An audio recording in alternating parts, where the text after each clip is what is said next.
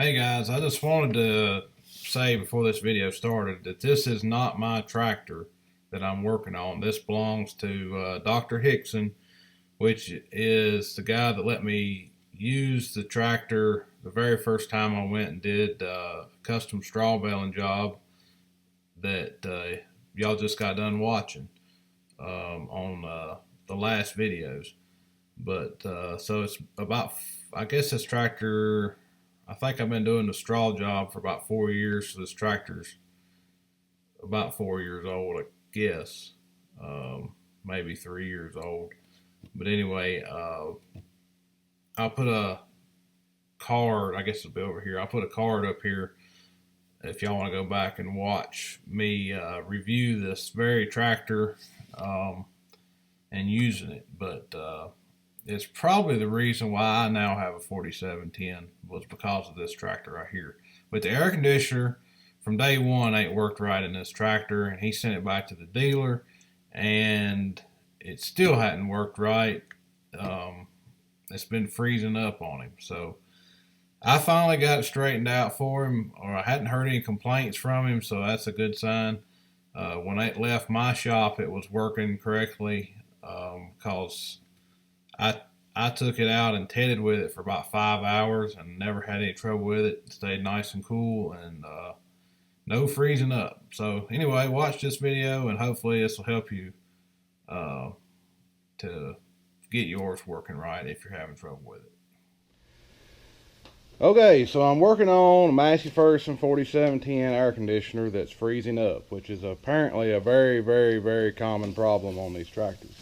Now this one has the updated expansion valve in it, and I have actually pulled the expansion valve out of it to make sure it wasn't stopped up, because I don't like the pressures that this expansion valve is causing. The suction side is just too low, even with the new one in it. But anyway, I've got it working, and I've got it to stop freezing up, and the key to it is getting this thing right here adjusted to the right spot, and it's a little bit difficult. I want to pull it out so you can see what this is. This is a temperature probe, and that's how deep, that's about how much I've got it down in there. Now I'm going to pull this off so you can see what's under this cover, and maybe it'll give you a better idea of what's in here. Now let me just tell you up front, some people think you need to just do away with this. That is the worst possible thing you can do, because what this does is senses the temperature right here, and when it gets too cold it cuts the compressor off. And if you don't cut the compressor off when it gets too cold, you're going to freeze up. So if you do away with this and bypass this switch right here, all you're going to do is freeze up, and that's it. I mean, there's nothing to tell it that it's getting too cold. This thing is your friend when it comes to stopping the freezing problem. You just got to get this thing positioned somewhere that it's super cold and it can sense it. So we're going to just lay it out of the way. I'm going to unplug the switch. I'm going to pull this box off just so y'all can see inside of it and see this thing. And I struggled with this one, finding the right spot. I actually moved it several different places. I put a hole here and I moved it over here. I got another hole under this little thing and I moved it over here for a little while trying to find the right spot. But I ended up back in the original hole, just down in there deeper. Now it just depends on your tractor how deep that thing needs to be in there, and that's where you're going to have to play with it. You can't just pull it up or push it down and think that, okay, that's fixed it. No, you're going to have to do a little bit of work to determine where that thing needs to set to get the best temperature reading. And then in this tractor, I finally found the spot. If you push it all the way down in there, which is different from my tractor. My tractor was, when it was all the way down in there, it would freeze up and I had to pull it up some. This one, if you push it all the way down in there, then it doesn't get cold enough. So I had to find a sweet spot. I had to start picking it up by about 1/8 to 1/4 inch increments until I figured out where it gets down to about 45, 44 degrees on the air temperature coming out of the vent, and then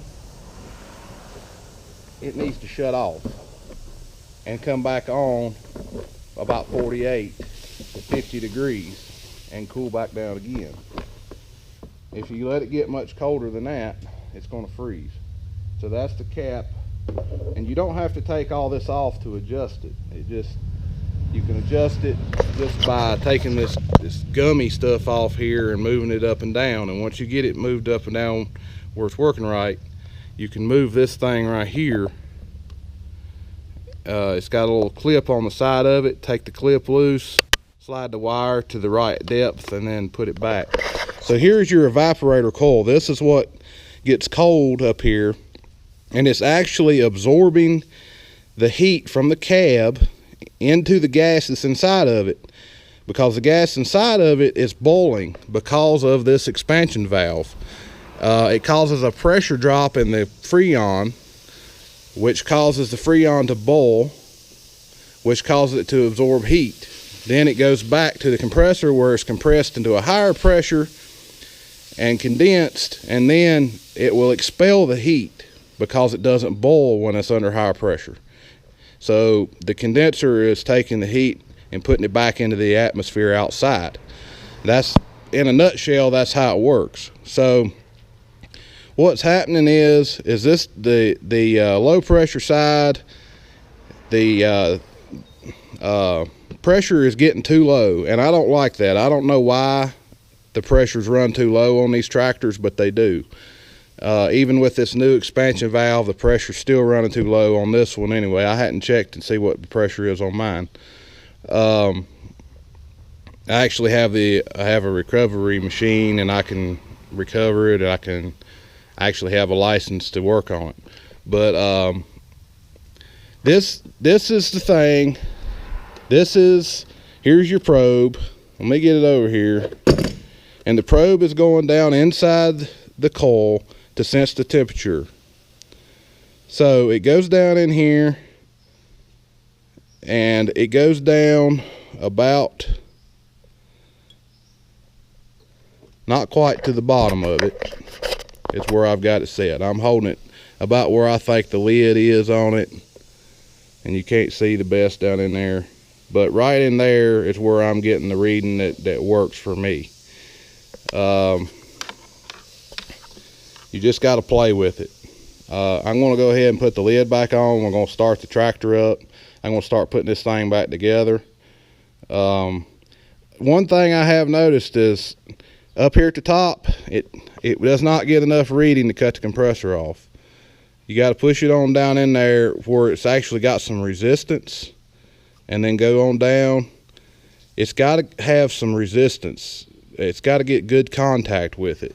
So you need to be deep enough that it's contacting in there good, for one. And then the next thing you do, and it works best if you have a set of pressure gauges hooked to it. That way you can see when the compressor is on and when the compressor is off without just guessing. And you also need a temperature probe in the vent so you can tell how cold the air temperature coming out is, because if you get it set in the wrong place, it can be too hot. If you set it in the wrong place, it can be too cold. It's very particular. I'm talking, you got to get it within, you got to get it in the exact spot to make it work right. You can't just expect it to work just by, you think you move it this way, move it up a little bit, and it's going to work. It just ain't going to. You actually have to do a little bit of testing. This one, anyway, I put this lid on so many times yesterday. I took it on and off, just doing a lot of testing and moving and testing and testing. And I even had it running with the lid off to see where it freezes up at the worst, and it seems to freeze up the worst around near the about 2 inches off the bottom of the evaporator. It gets a frost line on it.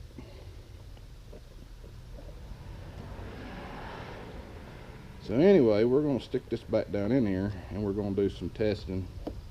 I'm going to go ahead and run the tractor. And where did my goop go? lost my goop somewhere. Anyway, I gotta find that. The stuff that goes on top of here, I'd pulled it all off. It's around here somewhere. Okay, so here's my air conditioner machine. This is what I'm using to check the pressures. The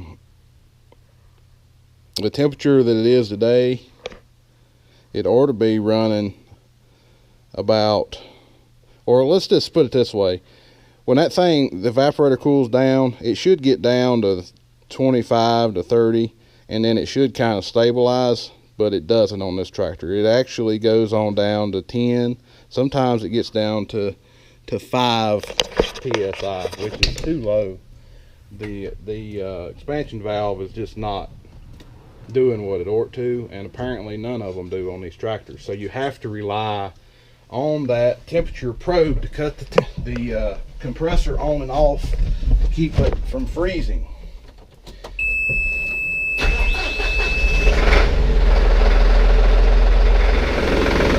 All right, so here's your pressure.